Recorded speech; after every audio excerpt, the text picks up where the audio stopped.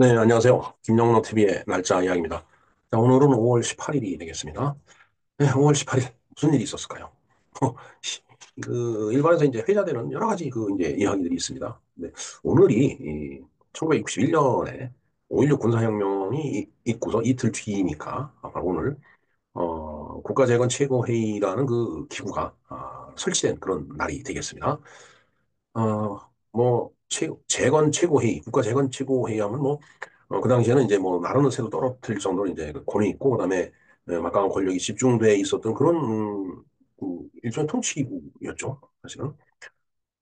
그래서 이제 그로 인해서 결국은 이제 박정희 대통령의 이제 그 통치 기반이 이제 닦인 거고, 음, 그걸 이용해 갖고서 이제 박정희 대통령이 이제 우리나라를 경제를 갖다 일으키고, 그다음에 자주국방에 기치를 내걸고서 대한민국을 끌고 나갈 수 있었던 그런 이제 어떤 모태라고 할까, 이제 그런 거라고 봐야 되겠죠. 예. 사람들의 생각은 다 다르기 때문에, 5.16 군사혁명을 이제 쿠데타라고 해갖고, 상당히 이제 폄훼하고, 비판하는 사람들이 많이 있습니다. 아니, 그거 충분히 이해가 됩니다. 어, 이제 그런가 하면은 또, 그 군사혁명의 결과가 너무나 우리나라를 위해서 많은 일을 했다. 그 기반이 됐다라는 그 차원에서 또, 상당히 5.16 군사혁명을 갖다가 이제 높이 평가하는 그런 사람들도 또 있습니다. 어찌됐든 군사혁명을 이제 실천하기 위해서 이제 만들어졌던 그 통치기구가 바로 국가재건최고회의인데 그게 바로 오늘 어, 우리나라 통치기구 내에 이제 설치가 됐다. 이제 그런 얘기죠. 혁명적인 상황이었으니까 그것이 입법, 행정, 사법 그렇게 여러 가지 그 분야의 권력을 갖다가 이제 행사했던 그런 이제 기구로서 이제 등장을 하게 된 겁니다. 물론 그렇다라고 해서 그때 국회가 없었던 것도 아니고 그다음에 행정부가 없었던 것도 아닙니다. 그리고 법원이 없었던 것도 아니에요. 근데 그들이 이제 활동하는데 거기에 지침을 내려주고 그다음에 이제 어떤 식으로 이제 나라를 이제 끌고 나갈지 이제 그 구상을 이제 하는 그리고 그 구상을 그 구현하는 그런 일종의 통치기구 때문에 나름대로 그 중요한 의미가 있다고 생각합니다. 그래서 오늘 국가재건 최고회의가 5.16 군사혁명 이후에 설치된 날이기 때문에 그 기구가 어떤 내용을 포함하고 있는지 한번 좀 공부를 해볼 필요가 있다고 생각을 합니다. 그래서 그에 대해서 좀 준비된 자료를 갖고 여러분들과 한번 생각하는 시간을 갖도록 하겠습니다. 네, 그러면은 국가재건 최고회의에 대해서 알아보겠습니다. 음, 자, 5.16 군사혁명 이후 그 주도 세력이 5월 18일에 군사혁명위원회에서 이름을 바꾸어 발족시킨 입법, 행정, 사법의 3권을 행사했던 통치기구였다. 첫 번째 군사내각은 5월 20일에 발표됐으며 1963년 12월 17일 제3공화국이 수립이 되면서 해체가 되었다. 네, 해체가 되었지만은 이제 그것이 제3공화국이 이제 모태가 되었다고 봐야 되겠죠. 1961년 5월 16일 박정희 소장은 군사혁명위원회를 설치하면서 당시 육군 참모총장이었던 장도영을 의장으로 하고 자신은 부의장으로 취임을 했다라고 되어 있습니다. 네. 여러 가지 사료들을 보면 처음에 이제 장도영 장군이 이제 이 앞에 나와 있는 간판 스타로 이렇게 이제 소개가 되죠. 네. 혁명 3일째인 5월 18일 군사혁명위원회를 국가재건최고회의로 개칭을 했다. 5월 18일 날 이제 개칭이 됐기 때문에 그 혁명위원회가 국가재건최고회의가 된 거다라는 그런 얘기죠. 그러니까 5월 18일 날 이제 국가재건 최고회의가 이제 그 탄생을 한 겁니다. 그죠? 군사혁명위원회 이거보다는 좀 굉장히 부드럽죠. 국가재건이니까. 사실은 이때 6.25 전쟁이 끝나고서 53년에 끝났으니까 한 8년 정도 기치는데 사실 그 나라가 이제 형편없었죠. 그러니까 이제 그걸 재건해야 된다라는 이제 또 굳은 신념이 이제 서로 용어를 명칭을 만들어낸 거 아닌가 이런 생각을 해봅니다. 6월 10일 방첩기관이자 감시기관인 국가정보원이 연원이 되는 중앙정보부가 발족이 됐다라고 되어 있습니다. 이 삼공화국에 관련된 그 5.16 군사혁명에 관련된 여러 가지 그 드라마가 있는데, 물론 드라마는 이제 픽션이 좀 가미가 되죠. 근데 픽션이 가미가 된다고 하더라도, 그 사건이 갖는 시대적인 의미를, 어, 왜곡시키고 그 사실을 왜곡시켜서는 안 돼요. 있는 그대로 이제 드라마도 만들고 소설도 쓰고 그래야지. 거기에다가 이제 작가가 의미를 집어넣어 갖고서 엄청나게 그냥 어, 대단한 일이다, 너희들은 아주 형편없는 일이다 이런 식으로 왜곡시켜버리면 그걸 보고 또 소설 같은 경우에 그걸 읽는 그 독자는 이제 잘못된 정보를 갖고 이제 그 역사적인 사실을 판단하게 됩니다. 굉장히 역사 소설을 대하 소설을 쓰는 사람들은 그리고 어, 그 실제로 있었던 어떤 그 사건을 소재로 해서 글을 쓰는 사람들은 굉장히 조심을 해야 될 필요가 있다는 생각을 합니다. 6번 보겠습니다. 이후 군 일부 반혁명 사건을 일으켜, 그러니까 혁명을 이제 이렇게 성공을 했지만은 그 혁명에 반대한 사람들이 또 있었을 거 아니에요. 그러니까 그 반혁명 사건, 그걸 이제 또 수사를 해야 되겠죠. 그게 알래스카 토벌 작전이라고 이제 작전명이 이렇게 정해졌던 모양입니다. 군부의 반대 세력을 숙청한 뒤 7월 3일에는 장도영을 이에 연루시켜 의장직에서 추방했고, 박정희 소장은 추대형식을 이뤄 국가재건 최고회의의 의장이 이제 되었다. 그러니까 아까 부의장으로 이제 그 취임을 했다라고 했는데 이제는 의장이 된 거죠. 음, 사실 그 드라마를 보면 조금 전에 그 드라마가 왜곡시켜서는 안 된다는 말씀을 드렸는데 드라마에 보면은 이 장도영 장군이 상당히 이 뭔가 명확한 입장이 아닌 이쪽 저쪽을 다 이게 포괄하는 그런 입장을 취했던 걸로 이렇게 묘사가 돼요. 뭐 실제로 뭐 그랬으니까 그렇게 이제 드라마도 만들어진 거 아닌가 이런 생각이 드는데 물론 장도영 장군은 나중에 미국으로 미국에서 생활한 걸로 제가 지금 기억이 되는데 뭐 본인도 뭐 여러 가지 할 얘기는 많이 있겠죠. 근데 어찌됐든 이 혁명을 한 사람들 입장에서 봤을 때는 양다리를 거쳤던 거 아니냐 이렇게 해서 이제 어, 그 장도영은 이제 제거를 하는 거죠.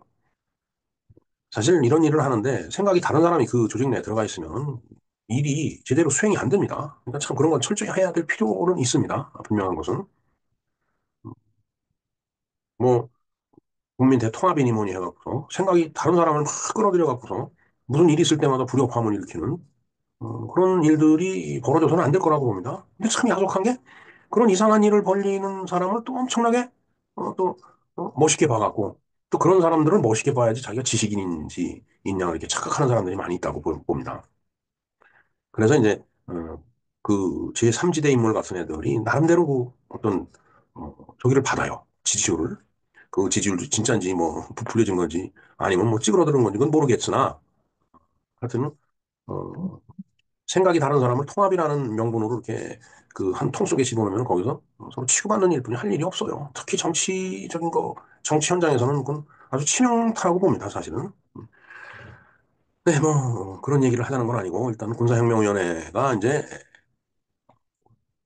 1961년 5월 19일 날 발표를 이제 한 거죠. 이런 사람들이 있다라고 발표했지만, 이렇게 이걸 설치한다라고 하는 건 그 이전에 됐지만, 그 내부적으로 그 누구누구가 거기에 참여한다라고 하는 것은 5월 19일 날 발표가 된 거죠. 의장은 장도영 육군참모총장 중장입니다. 그다음에 부의장 박정희 이군사령부 부사령관 그리고 소장이고요. 그 부분 또 조금 그 의아한 건 있어요. 부사령관이라고 하면은 사실은 그 병력을 동원할 수 있는 그런 위치는 아니거든요. 그런데 이제 그 밑에서 많은 사람들이 이렇게 움직여줬다라고 하는 것은 그만큼 박정희 소장이 신망을 받고 있었다는 얘기로 해석할 수밖에 없습니다. 솔직한 얘기가. 뭐, 자꾸 제가 뭐 박정희 전 대통령을 이렇게 띄우자라고 해서 하는 얘기는 아니고 객관적으로 봤을 때도 그런 거다라는 얘기죠. 인간적으로 따르지 않으면 이런 거사를 하는데 이렇게 목숨을 걸 사람이 없어요. 사실 이 혁명은 실패라면은 본인의 목숨을 잃는 것은 뭐 본인이 매장되는 것은 별거 아니지만 그 가족들까지 계속 그 이제 문제가 되죠. 물론 연전제라는 것이 폐지가 됐기 때문에 지금은 이제 그런 그 어떤 처벌의 어떤 그 흐름이라고 할까 그런 게 이제 희석이 됐지만 저 때만 하더라도 그건 뭐 엄청난 그 사건이었던 거죠. 네. 자, 우연으로 김종호 중장, 강상욱, 박임항, 김신은 김구 선생의 아들이죠, 아마. 이성호, 김성은, 박창함, 정래혁, 이주일 코미디언 이주일은 아닙니다. 그래도 그 이름을 면면히 보면은 3040 공화국 때 장관으로 하고 군 수뇌부로 활동했던 사람들이 많이 이제 이게 이름이 눈에 띄죠. 예. 한신 장군 그렇습니다. 그다음에 유양수, 한웅진, 최주종, 김용순, 최명진, 예, 6월 한국군 사령관이죠. 예. 김진희, 김윤군, 장경순, 송찬호, 문재준, 박지옥, 박기석, 손창기, 류원식, 정세웅, 오치성, 예, 그 관료로 나중에 그 활동을 했던 걸로 기억이 됩니다. 길재호도 마찬가지고요. 옥창호, 박원빈, 이석재, 이상 29명이네요. 그다음에 고문으로는 이제 김홍일 예비역 중장이 있었고 김동화 해서 2명이 있었습니다. 이런 그 이제 인원 구성을 갖고서 이제 이 바로 군사혁명위원회가 이제 출범을 한 겁니다. 자, 구성 초기 볼까요? 5월 18일 박정희와 윤보선의 회동. 윤보선은 올 것이 왔다라고 반응을 했다라고 되어 있습니다. 글쎄요, 드라마를 보니까 윤보선 앞에 가서 이제 그때 당시에 이제 대통령이니까 뭐 장면 총리는 뭐 이렇게 막 도피하고 뭐 이랬기 때문에 아무런 그 이제 실권을 갖고 있다가 아무런 실권이 없어져 버린 거고 윤보선은 그래도 대통령직을 유지하고 있었기 때문에 이 혁명을 인정해달라라고 해갖고 이제 그 서류에 이렇게 서명하는 그런 장면을 제가 드라마에서 본 것 같습니다. 그건 실제로 그런 일이 있었기 때문에 이제 드라마에서 이렇게 이제 내용을 그렇게 만들었겠죠. 없는데 그렇게 했을 리는 없을 거라고 보여집니다.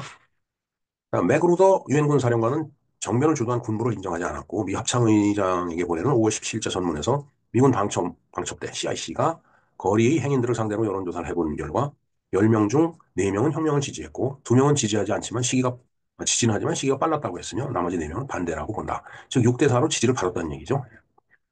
장준하는 사상계 이후로의 과거의 방종 무질서 타성 편의주의의 낡은 껍질에서 탈피하여 일체의 구학을 뿌리 뽑고 새로운 민족적 활동을 개척할 계기를 마련한 것이다 라면서 정변을 지지를 했다. 예, 바로 5.16 군사혁명을 지지를 했습니다. 장준하 씨가. 근데 이게 나중에 이제 반대 극부로 돌았었죠. 글쎄 아마 일종의 그 어떤 그 권력이 주어졌으면 그러지 않았을 텐데 예? 그렇지 않기 때문에 이제 그런 그 이제 비판적인 입장으로 돌아서지 않았을까 이런 생각을 해봅니다. 글쎄 뭐 알 수 없죠 뭐. 이렇게 그 긍정적인 그런 글을 썼다가 다시 그 반대 입장으로 돌아섰다라고 하는 여러 가지 이유가 있을 거라고 보여집니다. 그다음에 프랭크 스코필드 선교사인데 캐나다인이고요. 3일 독립선언 34인 중에 하나. 그러니까 독립선언 33인이 했다라고 이제 우리가 알고 있죠. 그런데 사실은 그런 것들에 깊이 관여하고 지도를 하고 했던 이 스코필드 박사, 스코필이라고 하죠. 그래서 독립선언 34인이라고 얘기를 할 정도로 이제 그렇게 이제 여러 가지 역할을 했던 분인데 1961년 6월 14일 코리안 리퍼블릭지의 5.16 군사장변은 필요하고도 불가피한 것이다라고 이제 투고를 했다라고 합니다. 글쎄 뭐 이게 혁명 초기이기 때문에 음, 압박에 의해서 그렇게 했는지 모르지만은 뭐 그러진 않았을 거예요. 사실 저 정도 위치되는 사람들이 그런 걸 두려워하지는 않았을 것 같은데. 그러니까 이제 초기에는 이렇게 지지하는 지식인 계층도 많이 있었다라는 그런 얘기가 되겠습니다. 자, 혁명의 행보를 볼까요? 일단 정치법에서 보면은 헌법 일부 효력을 정지를 하고 또 개정을 했네요. 이게 참 이제 헌법을 정지시킨다. 이게 혁명적인 상황이죠. 그렇지 않고서는 헌법이 정지될 수가 없는 거죠.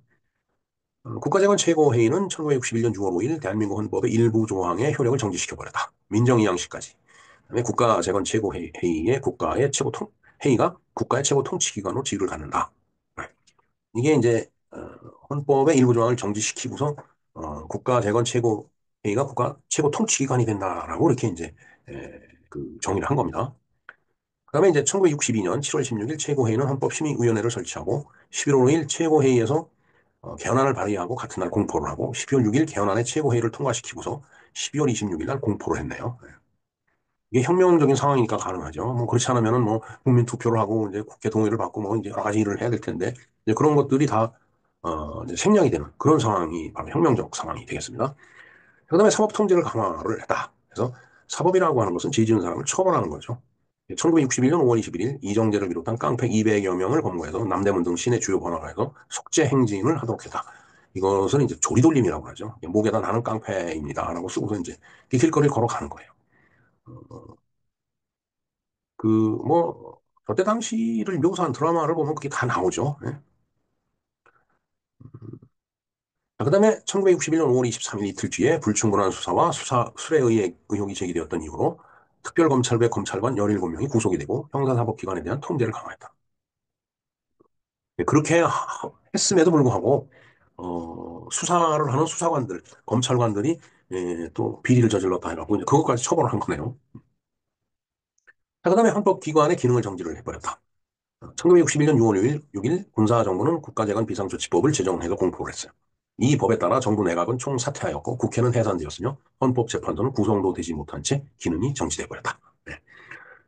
내각을 총사퇴. 그러니까 뭐 장관이고 뭐고 다 없는 거예요. 국무총리도 없는 거고 다 아무것도 없는 겁니다. 그 대신에 그런 역할을 바로 이 재건회의가 이제 대체를 했다라는 얘기죠. 그다음에 국회도 해산시켜버린 거죠. 뭐 그것뿐이 아니죠. 헌법재판소도 기능이 정지됐고. 그다음에 이제 전국 지방의회를 해산을 했어요. 이때 지방자치제도를 실시하고 있었는데, 저는 지금도 제 확신이지만, 지방자치제도는 필요 없는 옥상호개 제도라고 저는 생각을 합니다.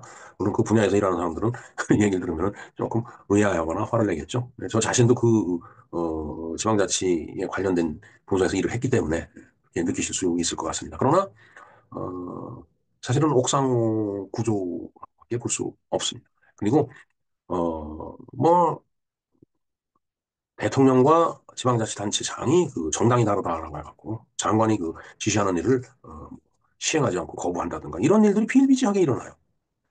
그러면 국가가 효율성이 떨어집니다.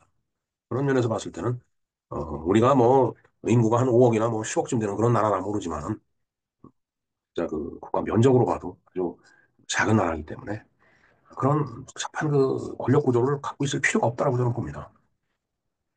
그다음에 지방자치에 관한 임시조치법에 의해서 지방의회 의결은 상급 관청의 승인으로 대행되며 강력한 중앙집권식 행정이 이루어졌다. 이것은 9월 1일 날 지방의회가 해산이 되면서 어, 그 자치단체가 그 기관이 어떤 일을 할 때 뭐 심의하고 뭐 이런 것은 그냥 상급 관청에서 승인을 물론 검토는 해야 되겠죠, 당연히. 승인하는 것으로 이제 대행을 이제 한 거다라는 얘기죠. 그러니까 지방의회가 없어져 버리니까 뭐 그렇게 되는 겁니다. 자, 그 다음에 정치활동 금지령. 1961년 5월 22일 국가재건 최고회의의 포고제 6호로 정당 및 사회단체는 해산이 되어 정치활동이 완전히 금지가 되었다. 이게 뭐 혁명적인 상황이니까 가능한 거죠. 8월 10일 선언으로 민정이양에 관한 계획을 박정희 의장을 통해서 발표를 했다. 그 주요 내용을 보면은 9가, 8가지가 있네요. 공학일소, 법질서로 확립한다. 모든 체제의 개혁 및 발전한다. 그다음에 종합경제 5개년 계획을 추진한다. 이게 이제 경제개발 5개년 계획이 이제 이렇게 만들어지는 겁니다. 그다음에 1963년 3월 이전에 신헌법을 제정을 한다.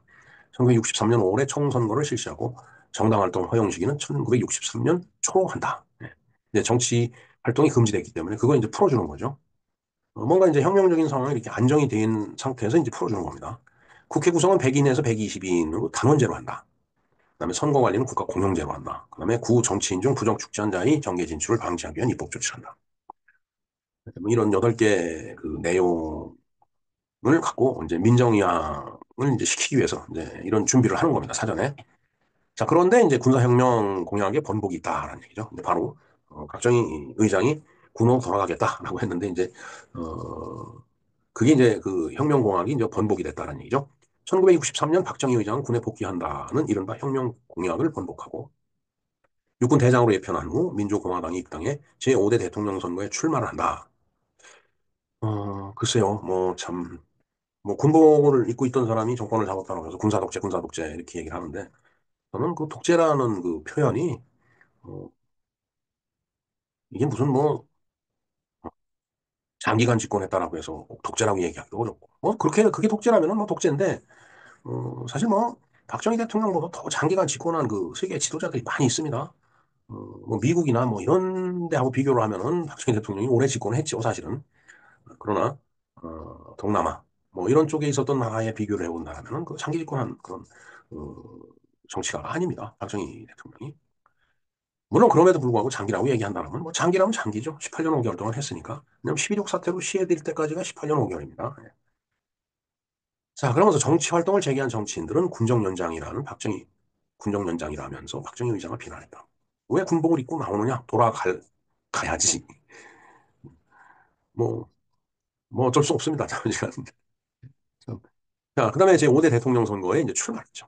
1963년 10월 15일 치러진 5대 대선에서 박정희 후보는 84.99%의 투표율에 470만 2,700여 표로 유효 투표의 약 46.7%를 얻어서 야당 민주당의 윤보선 후보를 15만여 표로 근소한 차이로 누르고 제5대 대통령에 당선이 됐다라고 돼 있습니다. 네. 어찌됐든 저 같은 경우는 세상의 물정을 좀 알기 시작한 그때 그러니까 1962년에 제가 국민학교를 들어갔기 때문에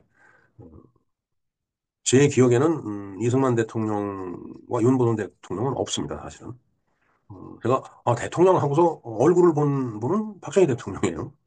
이승만 대통령은 뭐 물론 제가 태어났을 때는 대통령으로서의 그 권좌에 있었지만 이제 살구에 의해서 이제 그 하와이를 갔다가 거기서 이제 돌아가시죠. 예.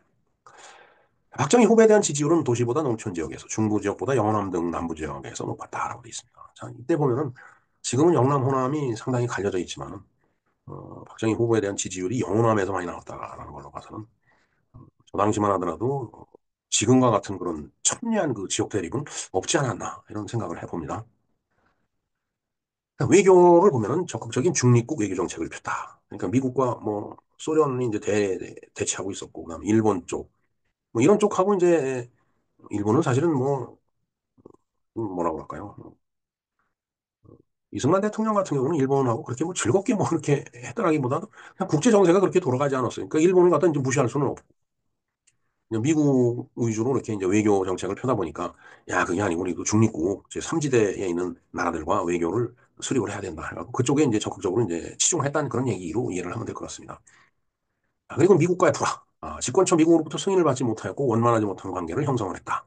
왜냐하면 쿠데타라고 지금 얘기를 하듯이 이제 그런 것들을 이제 미국 정부에서 인정을 잘 안 하는 거죠.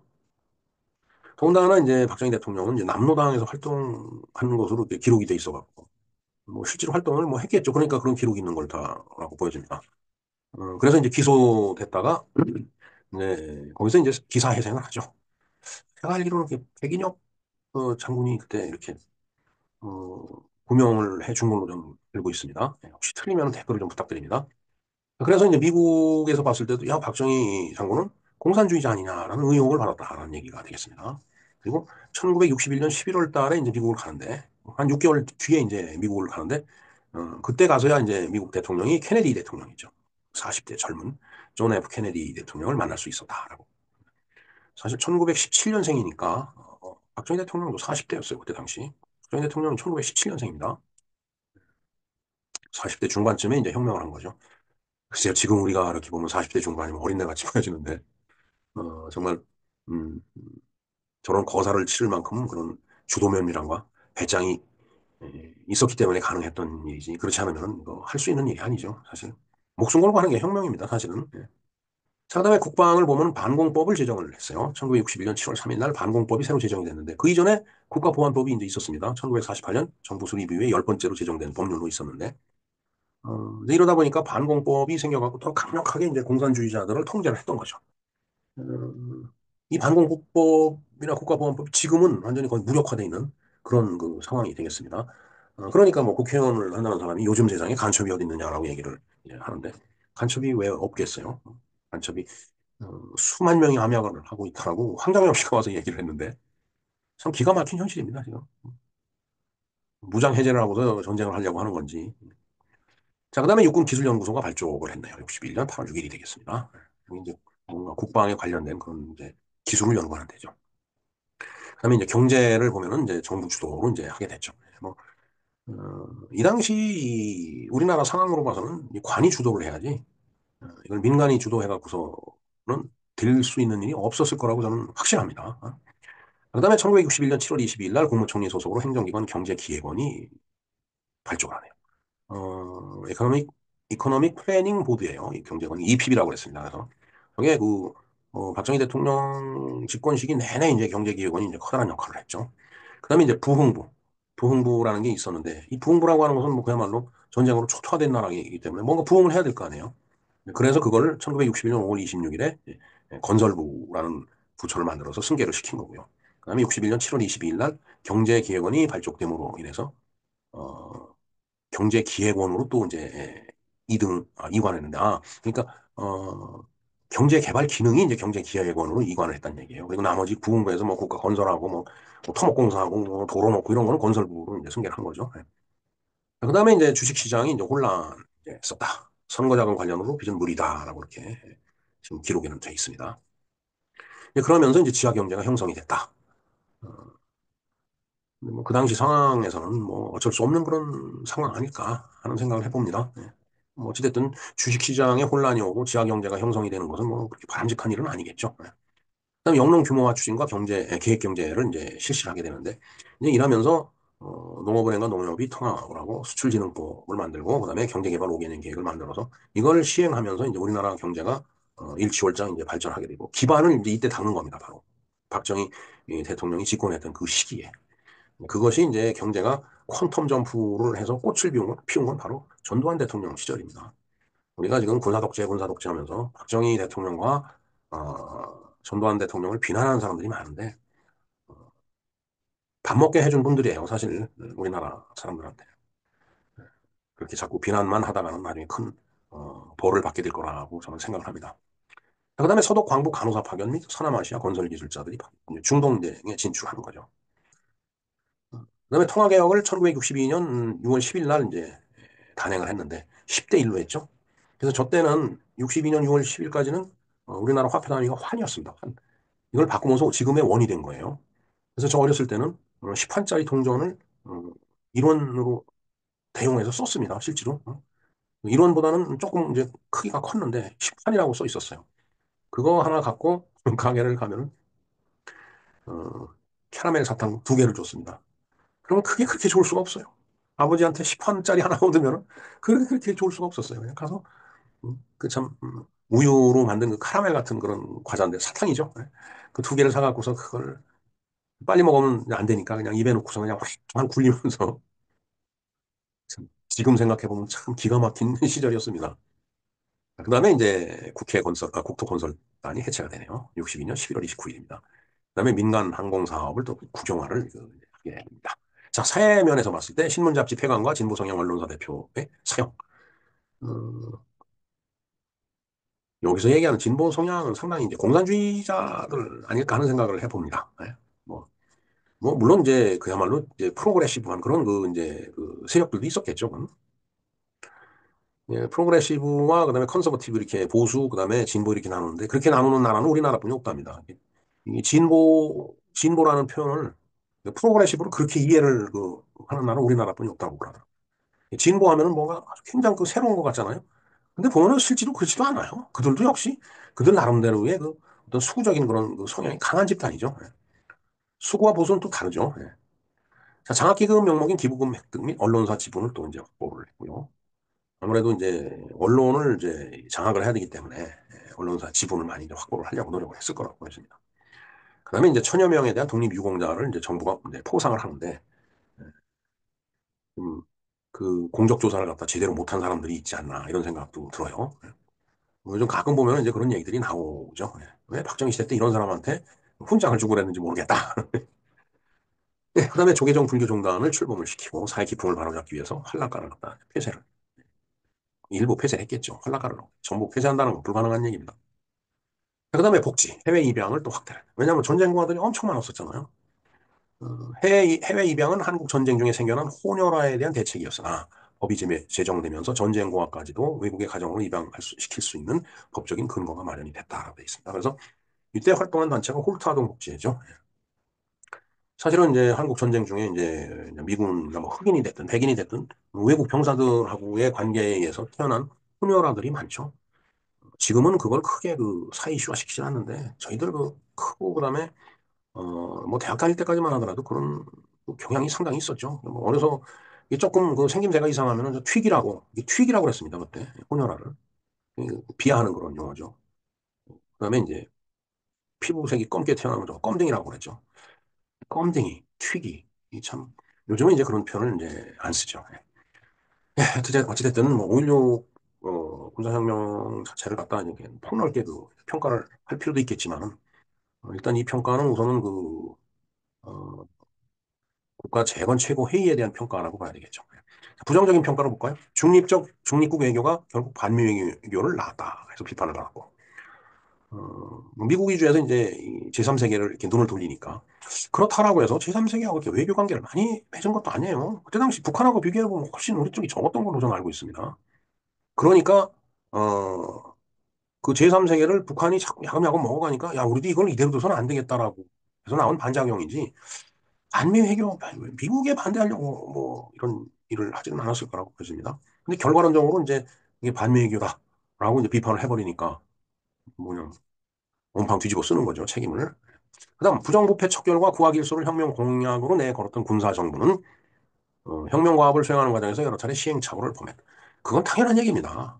뭐 군사정부 군인들이 와서 이제 행정을 보는데 어, 아니 너는 어떤 누가 와도 시행착오는 있을 수밖에 없는 거라고 보여집니다. 그리고 저는 70년대 말에 군 생활했는데 군의 행정 업무가 결코 그 뒤떨어진 업무가 아니에요. 오히려 그때 뭐 기업보다 앞서가는 행정이라고 하는 말이 있었습니다. 그래서 뭐 군사정부, 군사 독재 이런 얘기를 하는데 그걸 반드시 그런 식으로 폄훼할 필요는 없다라고 보여집니다. 이렇게 이제 얘기를 하면은 너 왜 이렇게 생각이 바뀌었냐고 얘기하실 선배님들 많이 계시는데 뭐 어쩔 수 없습니다. 그냥 그렇게 제 눈에 그렇게 보이거든요 지금. 그냥 경제개발과 국가안보를 이유로 국민의 인권이 무시되는 일이 발생했다. 왜 없겠어요? 경제개발을 중학교 다닐 때인가 소위 그 사약 일수한다고 해서 이제 깡패를 동원해갖고 국토개발 이런 도로 공사하고 그러는데 그런데 투입이 됐던 걸로 저는 알고 있습니다. 그래도 그 사람들은 국가 건설을 하는데 그 기여라도 했죠. 참.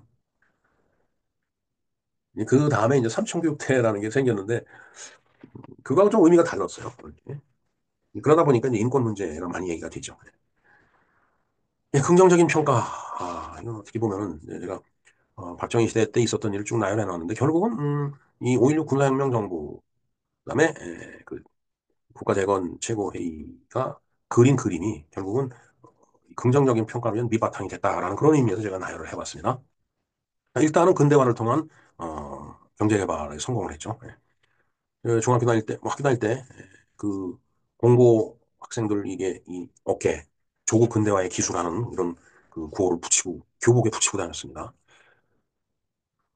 이제 그만큼 그 사람들이 열심히 했던 거예요. 그 사람들이 나가서 기능올림픽에서 금메달을 따고 1등을 하고 아주 상당히 오랜 기간 동안 우리나라가 기능올림픽에서 이제 1등을 했잖아요.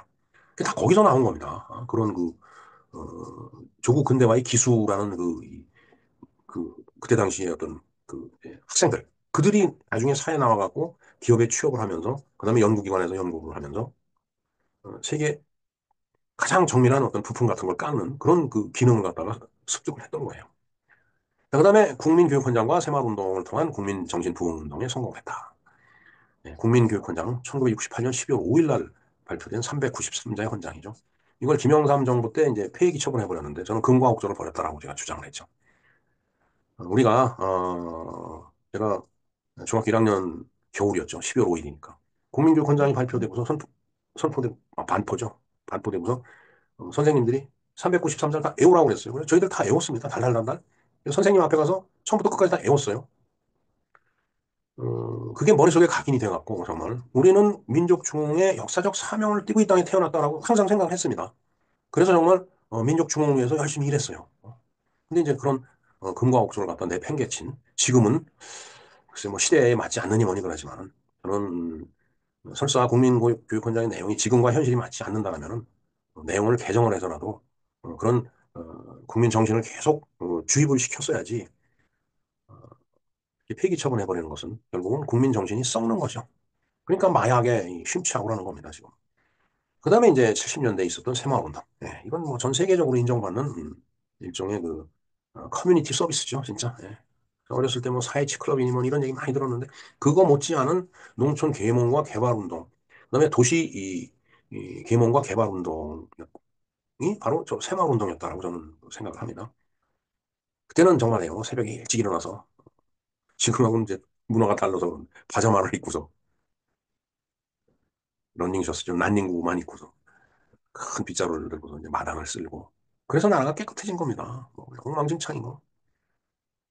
요새는 이제 그런 일들을 다 구청에서 이제 뭐 많이 하지만 그래도 자기 집 앞은 자기가 쓸어야죠.